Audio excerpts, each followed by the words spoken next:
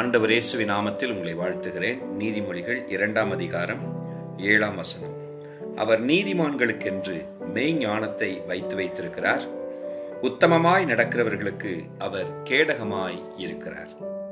நீதிமான்களுக்கென்று கர்த்தர் வைத்திருக்கிற அந்த மெய்ஞானம் நீதிமானை உத்தமமான வழியில் நடக்க வழி நடத்துகிறது. தேவன் நமக்கு வெளிப்படுத்துகிற எல்லா வசனமும் அவருடைய ஞானமும் நாம் இந்த பூமியில் சரியான பாதையில் நடந்து கொள்ள வேண்டும்.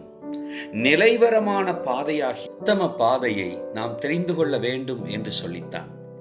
கர்த்தரோ உத்தமமான பாதைக்குத்தான் கேடகமாய் நிற்கிறார். கர்த்தர் அப்படிப்பட்ட அவருடைய வழிகளில் நடந்து தெய்வீக பாதுகாப்பை உடையவர்களாய் வாழ நம்மை தெரிந்து கொண்டு நடத்துகிறார். அதற்கு முற்றிலும் ஒப்பு கொடுப்போம். Praise the Lord.